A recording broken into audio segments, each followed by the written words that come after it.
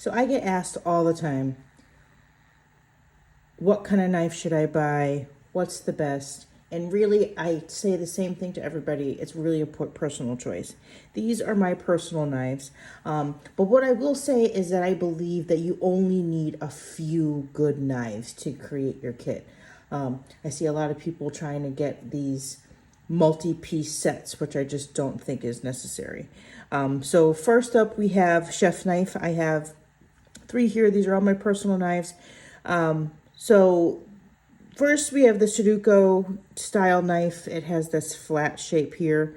This is actually a vegetable knife. You can see these little rivets here. I don't know if you've ever been cutting your vegetables and they stick to the side of your knife. These little divots in the side actually help promote the vegetable to fall off as it is. This is a great knife. So this is the brand Global. This is probably one of my original favorite brands. I enjoy the fact that it is lightweight.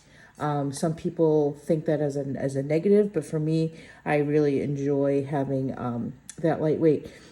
Chef's knives and all knives should really be an extension of your arm. So I find having that lightweight, it makes it easy for me to maneuver my knife.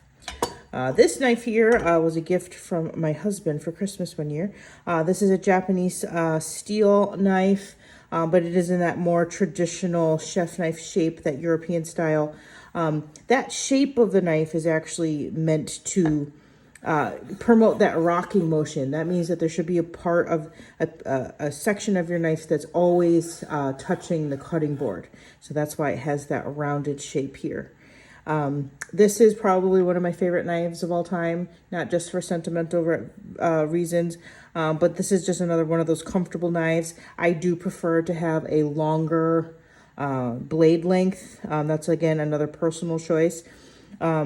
This one here is something that I just picked up along the way. So this is the Wusthof brand. Just one of those good classic knives. Again, it has that classic shape. I believe this is about an 8-inch blade. This is just kind of my utilitarian. This is more of the, everything else in my knife block is dirty, so I'm going to grab this guy.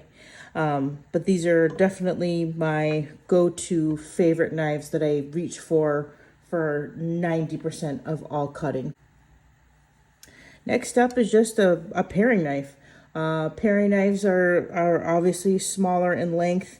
I've actually gone through many paring knives because these are the ones that are easy to lose. I remember my dad had got me a Global knife for Christmas, and my first day using it on a job, I threw it in the trash. So then that was the end of my Global paring knife. But this one here is Henkel's Zwilling.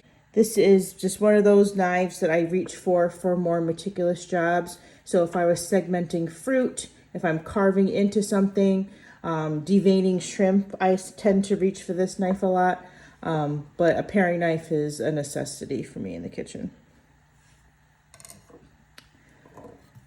And last but not least is just a serrated knife. There's some things that you just can't do with a non-serrated knife. So again, there's a theme here. This is a Wusthof here. Cutting bread, man, it's bread knife. You try doing that with a chef's knife, you usually end up crushing it. These serrated teeth allow you to saw through things. You could also use this to slice tomatoes, but for the most part, I reserve this for baked goods. So either a bread, cakes, things like that, something where you have a tooth where you won't, it allows you to not have to apply too much pressure to crush whatever you're cooking. So sure, there's plenty of knives out there. Yes, there's boning knives and filleting knives and all of those things. But unless you really are planning on doing some specialty knife work, or you're really going to specialize in filleting more than twice a year, I really feel like this is the investment that you need. Because in all honesty, I could probably use this knife to do all the things listed above. So if you want some more how-tos, personal guides, please like and subscribe, and I'll catch you on the next one.